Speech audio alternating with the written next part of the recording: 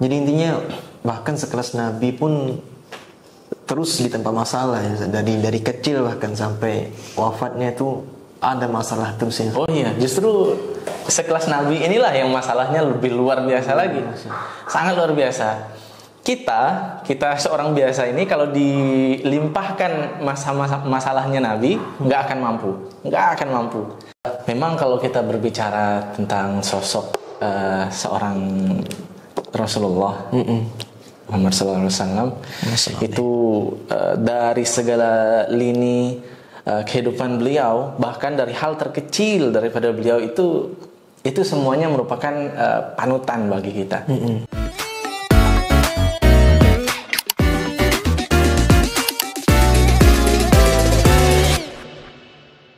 Ya, bismillahirrahmanirrahim. Assalamualaikum warahmatullahi wabarakatuh. Sahabat Qiraah dimanapun berada, kali ini kita bertemu kembali di channel Qiraah Indonesia. Ya Ustadz, saya Fadli Zul Ikram di sini bersama Ustadz Syukron Hadi.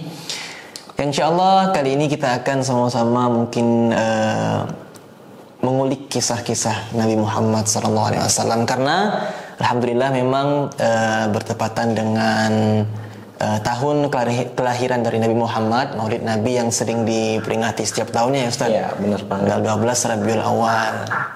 Ya, mungkin dari Ustaz, menurut Ustaz nih Ustaz, apa sih makna daripada kita memperingati Maulid Nabi Muhammad SAW? Oke, terima kasih Bung.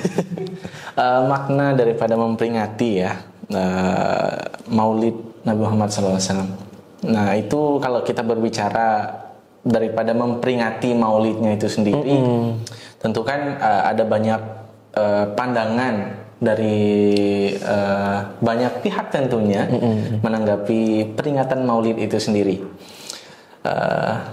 Tapi sejauh yang kita fahami, ya perayaan maulid itu sendiri tergantung bagaimana kita mengadakannya. Jika benar kita adakan dengan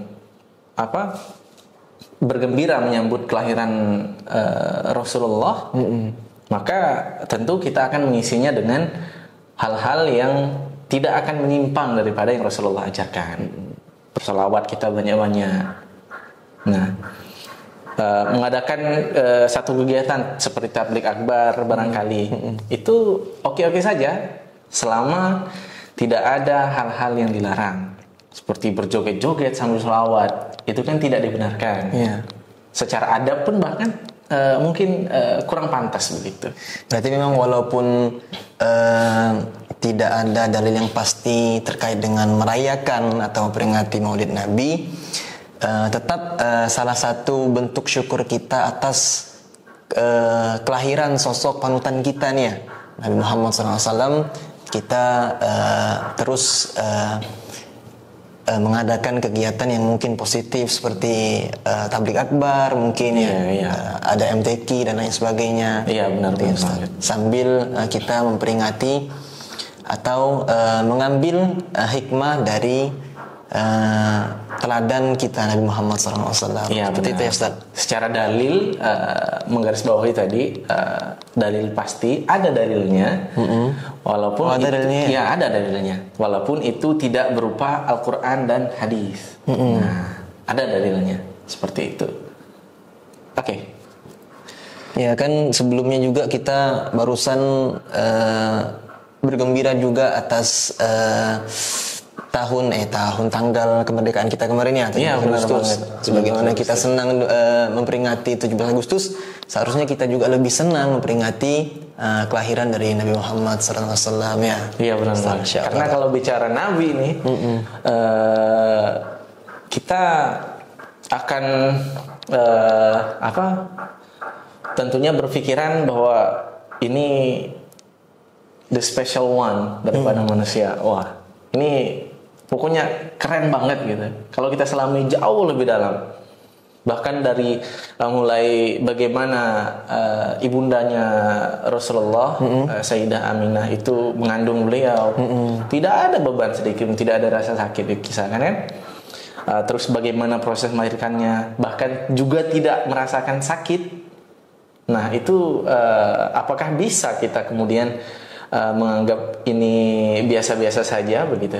Nah, sekarang kalau kita balikkan lagi, kita datangnya tanggal atau bertemunya kita dengan tanggal kelahiran kita pasti senang. Iya.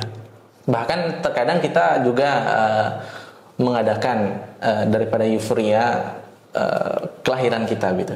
Nah, lalu bagaimana dengan kelahiran Nabi? Ya, orang yang luar biasa, panutan kita, teladan kita dalam segala hal tentang kehidupan. Oh, itu tentu kita sambut dengan yang spesial juga. Yang tentunya kembali ke tadi, itu tidak keluar daripada yang disyariatkan. Seperti itu. Ya memang kadang gitu Ustaz. Kadang saya pribadi aja nih kalau nggak diulang-ulang baca tentang sirah nabawiyah, kadang lupa apa sih teladan atau kisah-kisah ketika semasa Nabi masih hidup yang mungkin relate dengan sekarang seperti itu.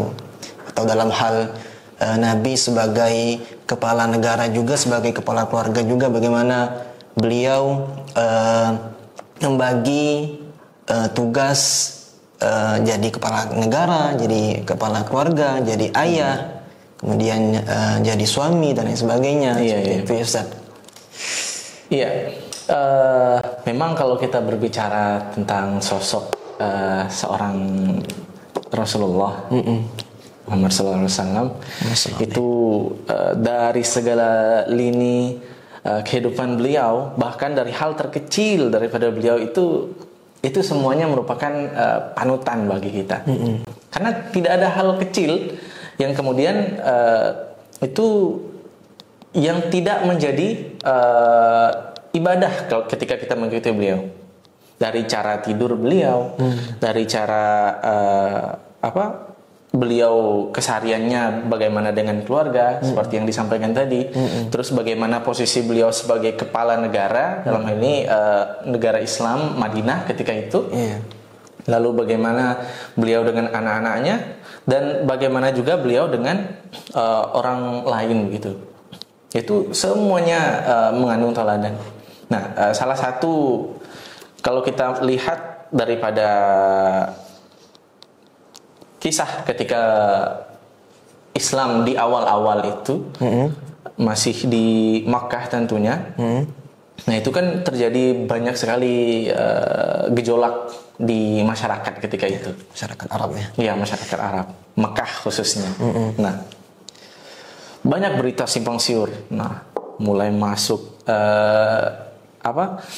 dari sini ke sini, ya namanya berita begitu kan. Disampaikan dari orang pertama begini, orang kedua mungkin lain lagi, bisa ujungnya beda lagi. Ya, akan berbeda.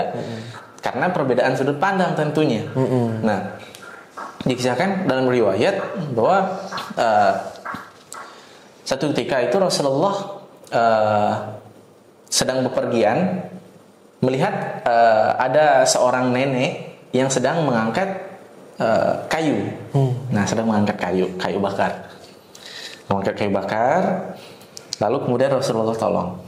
Rasulullah bantu.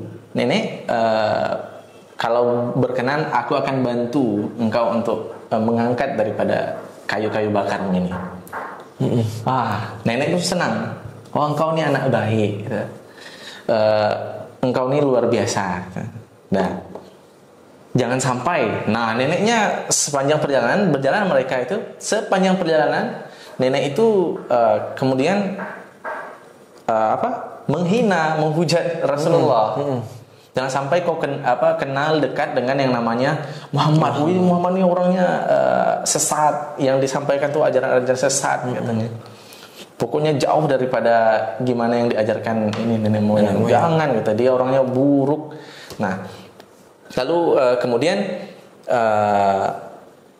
dalam perjalanan itu Rasulullah sama sekali tidak memberitahukan bahwa inilah orang yang dibicarakannya. Tidak, sama sekali tidak. Hanya mengangguk-angguk saja, mengiyakan saja, dan sampailah ke tempat tujuan si nenek tadi. Maka si nenek tadi pun berterima kasih. Lalu hampir lupa menanyakan nama. Wahai anak muda, aku hampir lupa menanyakan siapa engkau yang sungguh baik ini. Terus apa kata Rasulullah? Sesungguhnya akulah Muhammad ibn Abdillah, katanya. Akulah Muhammad yang tadi ibu bicarakan, nenek bicarakan. Noah mendengar itu, nenek yang tadi menghujat seketika itu seperti kaget ya? Iya, kaget banget, seperti tersambar petir gitu. Itu hal yang sulit untuk kita seorang biasa dihujat di depan-depannya dalam perjalanan yang jauh, posisi lagi menolong. Ini kalau bukan orang yang luar biasa ini, wah, agak sulit ini. Kalau kita dimaki sedikit, balas maki lagi ya. Iya, kalau kita maki dikit, balas maki. Ya, kita gitu. Bahkan Saya, ya sama. Nah, bahkan kita mungkin ya senggol bacok gitu. Nah, itu apa itu?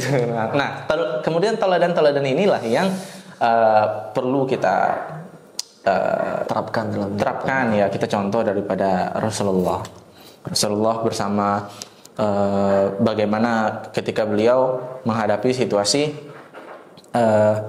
di negara yang memang majemuk begitu, negara yang banyak perbedaan, baik itu suku, antar kabilah di sana memang terkenal suku-sukunya. Terus bagaimana dengan antar agama juga beda. Maka dibuatlah Piagam Madinah. Nah, Piagam Madinah ini kemudian menjadi banyak percontohan di sistem negara kemudian hari, sistem perundang-undangan negara. Piagam Madinah itu isinya itu tentang bagaimana mengatur kehidupan dalam bernegara. Misal, kalau di agama ini berbuat kesalahan, maka petinggi agama ini yang menghukumnya atau hakimnya dari petinggi itu. Nah, begitu. Atau dalam sisi lain, agama Islam sebagai yang dominan ketika itu, untuk yang di luar Islam itu tidak dikenakan yang namanya zakat. Kalau Islam kan terkena zakat, ya, membayar zakat. Namun untuk yang di luar Islam itu ada yang namanya sejenis perlindungan begitu. Iya. Sejenis pajak perlindungan. Maksudnya melindungi semuanya. Maka kemudian konsep perluasan Islam itu agak kurang pas ketika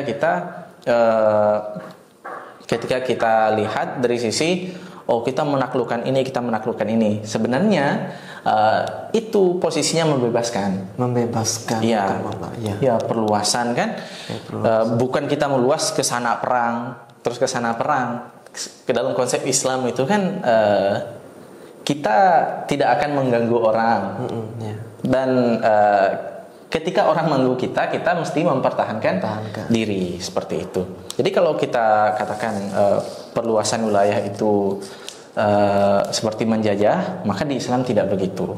Dan banyak yang simpang siur, bahkan di buku-buku sejarah pun, buku-buku sejarah sekolah, kalau kita lihat buku sejarah kebudayaan Islam itu masih dipakai kata-kata penaklukan, terus yang memang lebih mengarah kepada penjajahan. Nah, itu agak keliru kalau menurut saya, karena dalam sistem kita itu justru membebaskan. Iya, perluasan yang di situ misinya membebaskan. Ada rakyat yang tertindas di situ. Nah, meminta perlindungan kepada Islam begitu, maka dibebaskan. Nah, yang pada akhirnya kita juga tahu peradaban Islam itu kan di masa yang lampau itu luar biasa begitu. Bagaimana kita tahu zaman dinasti Abbasiyah begitu, dinasti Abbasiyah yang bahkan kekuasaannya itu meliputi sepertiga dunia. Luar biasa, menjadi peradaban dunia ketika itu. Orang-orang Eropa, semuanya belajar ke dinasti Abbasiyah. Ya, walaupun pada akhirnya ya bubar juga. Dan dalam sejarahnya itu kan bubarnya itu karena memang saking luasnya dan banyak juga kerajaan-kerajaan kecil, sehingga kekuatannya tidak sebersatu sebelumnya begitu. Karena memang saking makmurnya ketika itu. Seperti itu. Itu sedikit ulasannya Ustaz tentang teladan kita dalam memimpin negaranya ya, Nabi Muhammad SAW. Terus Ustaz, kali ini kita coba sedikit mengulik lebih dalam tentang bagaimana sih cara Nabi, sosok Nabi yang tadi sebagai kepala negara juga sebagai kepala keluarga nih. Nah ini yang saya penasaran juga nih. Kita kan tahu nih Nabi Muhammad ketika dilahirkan ayahnya wafat. Kemudian ketika umur 6 tahun ibunya meninggal. Nah, posisi seperti itu kan Nabi tidak ya, bisa dibilang tidak merasakan dampak dari kasih sayang orang tuanya. Bagaimana sih cara Nabi Muhammad bisa menerapkan atau menjadi sosok teladan dalam keluarga, seperti menjadi ayah yang baik, menjadi suami yang baik, padahal nih Nabi sendiri ketika kecil tidak merasakan hal yang seperti itu. Gimana tuh Ustaz? Iya. Tentu kalau berbicara tentang hal demikian, ketika kita bahas tentang sosok seorang Nabi uswatun hasanah begitu, memang sudah melekat pada diri beliau itu sosok yang kemudian menjadi panutan dalam segala hal. Nah, terlepas dari bagaimanapun kondisi yang dialami, kayak yang mana ketika lahir posisinya sudah tidak ada ayah begitu kan, umur 6 tahun ibundanya yang meninggal. Nah, yang kemudian beliau juga justru ditempa kehidupan yang memang tidak sederhana, kehidupan Rasulullah. Bahkan ibundanya meninggal itu perjalanan ketika Rasulullah bersama ibu dan juga satu orang pengasuhnya itu pulang ketika menziarahi makam dari ayahnya sendiri. Dalam perjalanan pulang ibundanya meninggal. Habis dari istilahnya melayat ke kuburan ayahnya, pulang dari situ ibunya yang meninggal. Iya, berpulang ziarah kepada makam ayanda. Dalam perjalanan pulang itu ibundanya beliau sakit lalu kemudian meninggal. Dan bahkan dalam riwayat itu bahkan Rasulullah kecil ketika itu ikut menggali daripada makam ibunya. Bayangkan anak umur 6 tahun sudah tidak ada ayahnya, bahkan pulang berziarah dari makam ayahnya. Dalam perjalanan pulang ibundanya meninggal. Dan riwayat juga dikatakan Rasulullah menangis ketika itu, ibu-ibu bahkan si salah satu pengasuhnya yang memang ikut dalam perpergian. Nah itu menenangkan beliau, nak tenanglah, akulah ibumu, begitu katakan begitu, menenangkan daripada Rasulullah. Sampai juga kembali ke Madinah, kembali ke Makkah.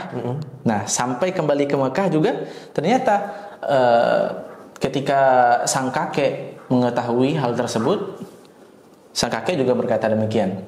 Jadi bahkan tidak kekurangan secara kasih sayang, karena memang orang-orang di sekitar Rasulullah itu penuh kasih dan sayang begitu. Baik kakek beliau, paman-pamannya, dan yang lainnya begitu. Yang kemudian terjadi pergolakan itu yang dari pamannya itu kan ketika beliau sudah diangkat menjadi rasul. Nah, tidak terimanya itu ya memang karena kekuasaan. Sudah nyaman dengan kekuasaan saat itu, karena memang keluarga Rasulullah itu pamannya Rasulullah juga ketika itu memang yang memimpin Makkah di saat itu. Nah, ada beberapa memang seperti Abu Lahab, kita tahu kan, Abu Jahal, Nah, itu yang memang sangat menolak keras daripada Rasulullah begitu. Jadi intinya bahkan sekelas Nabi pun terus ditempa masalah ya. Dari kecil bahkan sampai wafatnya itu ada masalah terus ya. Oh iya, justru sekelas Nabi inilah yang masalahnya lebih luar biasa lagi. Sangat luar biasa. Kita seorang biasa ini kalau dilimpahkan masalahnya Nabi, nggak akan mampu. Itu masalahnya tingkat tinggi gitu. Maka ada ungkapan itu kan, Allah itu ketika ingin mengangkat derajat kita, ingin mengangkat posisi kita di posisi tertentu, biasanya Allah kasih itu sedikit ujian untuk kita. Biasanya gitu. Nah, itu ada ungkapan seperti itu. Ya memang gitu. Boleh jadi itu cara Allah menyampaikan kasih sayangnya kepada kita. Bisa jadi Allah rindu dengan apa? Dengan zikir-zikir kita begitu kan? Nah, dan ya banyak hal. Dan yang terpenting dari itu bagaimana kita melihat masalah tadi itu, melihat ujian dari Allah itu sebagai sesuatu yang positif begitu. Tetap berprasangka baik kepada Allah begitu. Berprasangka baik, ya. Allah. Terus Ustadz dalam berkeluarga tadi ya. Iya. Berkeluarga. Tadi kan kita sudah bahas dari Rasulullah sebagai kepala negara, kemudian masa kecilnya Nabi yang ditempa masalah, ditinggal orang tuanya. Kemudian dalam hal berkeluarga, bagaimana sih cara Nabi menerapkan, mungkin kalau bahasa sekarangnya ilmu parentingnya ke istrinya, yang kita tahu istrinya nggak cuma satu, kemudian ke anak-anaknya. Oh iya. Yang pasti sebenarnya juga di dalam kehidupan berkeluarga beliau tuh juga ada konflik, ada masalah. Iya, betul sekali. Kalau kata orang-orang itu yang namanya sebuah keluarga itu pasti ada saja konflik gitu. Entah itu besar kecilnya kan tergantung bagaimana lagi berjalan keluarga begitu. Ya tentu Rasulullah sebagai manusia juga melewati hal-hal demikian. Terus bagaimana kemudian beliau kepada istri-istrinya itu tergambarkan dari banyaknya riwayat bahwa beliau itu ketika berada dibutuhkan sebagai kepala negara, nah begitulah posisi beliau sebagai kepala negara. Ketika di rumah sebagai seorang suami, sebagai seorang ayah, nah begitu juga beliau juga menyesuaikan bagaimana beliau berlaku begitu. Ya. Sebagai suami dan sebagai iya, seperti itu. Jadi Rasulullah itu juga suka bercanda begitu. Jadi nggak kebalik ya, mimpin negara nggak sebagai suami, tetap kepala negara. Oh iya, mimpin negara jangan bercanda gitu. Tapi kalau di dalam rumah tangga harus disisipkan candaan-candaan kepada anak atau istri. Karena banyak orang yang salah menafsirkan ketegasan Rasulullah dalam mendidik itu dianggap sebagai dalam tanda kutip yang salah ini itu keras. Tidak, Rasulullah tidak mendidik keras. Tegas itu beda dengan keras. Bahkan dalam riwayat yang pernah saya baca juga dari Aisyah radhiyallahu anha, bahwasanya Nabi tidak pernah sekalipun mukul di dalam rumah, baik itu ke istrinya, ke anaknya ataupun ke pelayan-pelayannya. Iya, betul. Tapi dalam hal agama atau dalam hal bernegara di dalam rumah tangga pun ada ketegasannya. Salah satunya apa? Ketika ada yang bertanya, atau ketika itu saya sedikit lupa ini gimana kisahnya. Pokok bagaimana jika kalau anakmu yang mencuri begitu? Ada pertanyaan seperti itu. Apa kata Rasulullah? Akulah orang pertama yang akan memotong tangannya. Saking tegasnya. Nah, itu tegas. Itu dalam hal berlaku adil mungkin barangkali. Iya, betul. Dalam hal berlaku adil. Bahkan satu ketika itu Rasulullah menjelang wafatnya beliau, ada momen yang luar biasa antara beliau dan sahabat-sahabatnya. Ketika itu Rasulullah bilang ke sahabat-sahabatnya yang lagi kumpul nih bareng mereka, wahai sahabat-sahabatku, barangkali selama ini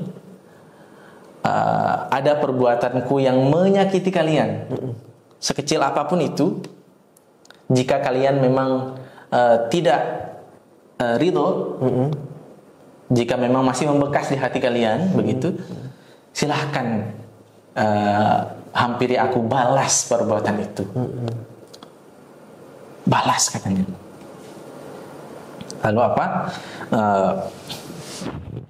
Di antara banyaknya sahabat, angkat tangan. Ada satu angkat tangan. Nah, ada satu yang angkat tangan. Aneh Rasulullah. Ya, angkat tangan. Dan sahabat-sahabat lainnya kaget semuanya ini. Kok bisa ada begitu? Ta'al. Kemarilah. Rasulullah. Maka kemari. Sahabat ini menyampaikan. Iya. Lalu disampaikanlah, wahai Rasulullah, dulu ketika kita dalam peperangan, aku sempat terkena ujung cambukmu ketika itu. Terkena ujung cambuk sedikit ya? Iya, terkena sedikit. Dan itu sebenarnya bukan kesengajaan. Enggak. Bukanlah sebuah kesengajaan. Itu tidak disengaja. Memang dalam keadaan berperang. Dan Rasulullah tidak juga melihat ketika itu.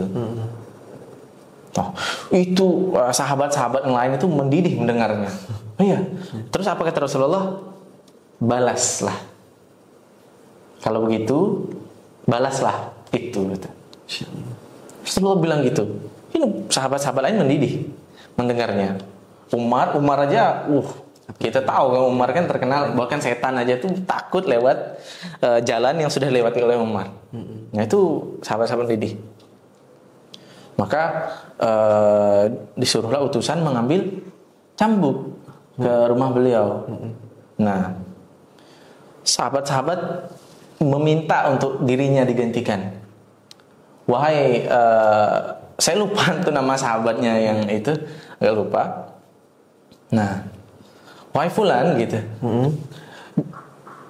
biarkan aku yang menggantikan Rasulullah, katanya. Aku ndak ridho, aku ndak mau lihat Rasulullah dicambuk di depan masa.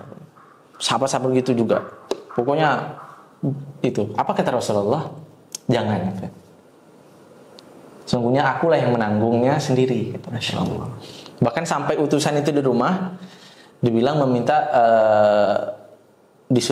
diminta untuk mengambilkan cambuk dari itu, ditanya untuk apa kata. Diceritakanlah kronologi di sana. Bahkan Aisyah, Fatimah anaknya, biarkan aku kata. Aku tidak mampu lihat ayahku dicambuk. Tetap Rasulullah tetap tidak mau, harus Rasulullah langsung begitu. Nah, singkat cerita sampailah cambuk ini di majelis itu. Di bagian mana bagian tubuhmu yang terkena ujung cambukku, ditanya Rasulullah kepada sahabatnya. Di punggungku Rasulullah. Di bagian punggung. Rasulullah buka sedikit bagian punggung yang memang seperti yang dikatakan si fulan tadi. Maka sahabat-sahabat yang lain ini menangis, benar-benar menangis menyaksikannya. Menangis karena tidak tega. Posisi Rasulullah ketika itu tengah sakit. Nah, karena memang tidak lama beliau wafat setelah kejadian. Iya, memang sakit yang memang beliau menuju wafat gitu. Sakit. Nah, sahabat dengan ada yang geram sekali dengan sahabat yang tadi ini. Nah, setelah dibuka, terus apa yang dilakukan oleh sahabat ini? Bukannya memukul ya? Tidak memukul, dibukanya pula sedikit bajunya, lalu dipeluknya Rasulullah. Maka menangis semuanya. Itu Dia pun sambil menangis. Lalu apa? Ya Rasulullah, sepertinya orang yang sepertiku, bahkan nanti ketika di akhirat, sepertinya tidak layak bahkan untuk menyentuh daripada kulitmu. Masya Allah.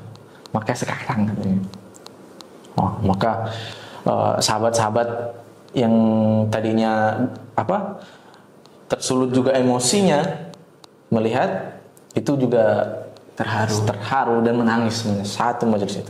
Masya Allah. Karena memang menjelang tidak lama setelahnya Rasulullah wafat. Karena posisinya juga Rasulullah lagi sakit begitu kan. Siapa yang tega begitu? Apalagi cambuk begitu. Nah, begitulah kecintaan sahabat, dan kita melihat keadilan daripada Rasulullah gitu. Bahkan ketika beliau berbuat salah begitu, kalau ada dari beliau berbuat salah, maka beliau mempersilahkan orang yang merasa terzolimi lah begitu ya, tersakiti oleh perbuatan beliau yang tentunya itu tidak disengaja, maka beliau persilahkan untuk membalasnya begitu. Seperti itu. Masya Allah, tabarakallah. Jadi seperti itu sahabat Qur'an. Perbanyak lagi lah ya kita mungkin mendengar sejarah dari Nabi Muhammad SAW. Mumpung nih di bulan Maulid ya, sekaligus juga kita sebagai bentuk rasa syukur kita kepada Allah yang telah mengutus Nabi Muhammad sebagai barometer kita, panutan kita untuk menjalani kehidupan di dunia ini. Kemudian terakhir nih, mungkin ada kesimpulan dari Ustadz Syukron terkait dengan materi kita di podcast kali ini. Oke, kesimpulannya tentunya tidak jauh-jauh juga daripada materi kita hari ini. Kesimpulannya, untuk menggapai cinta Allah, tentu kita mesti cinta dulu dengan Rasulullah. Karena ketika kita bilang cinta Allah tapi kita tidak cinta dengan Rasulullah, cinta kita itu buta, bahkan salah. Bahkan kita salah dalam mencintai Allah. Karena apa? Yang akhirnya bermuara kepada Allah dalam bentuk cinta ataupun peribadatan, itu pintunya tentu kita kenali daripada sosok seorang Rasulullah. Maka kenali lebih jauh Rasulullah agar kita mengenali pencipta kita, yaitu Allah Subhanahu wa taala. Masya Allah, tabarakallah. Kenali lebih jauh Rasulullah agar kita semakin mengenal Allah. Masya Allah. Itu ya sahabat Quran. Kesimpulan podcast kita di pertemuan kali ini. Semoga ada manfaatnya bagi teman-teman semua yang menyaksikan podcast ini, dan semoga kita kelak bersama-sama Allah izinkan dikumpulkan bersama baginda Rasulullah Nabi Muhammad SAW. Amin ya rabbal alamin. Amin ya rabbal alamin. Barakallahu fikum. See you next time. Semoga kita sehat selalu semuanya. Kembali kita bertemu di podcast selanjutnya. Assalamualaikum warahmatullahi wabarakatuh.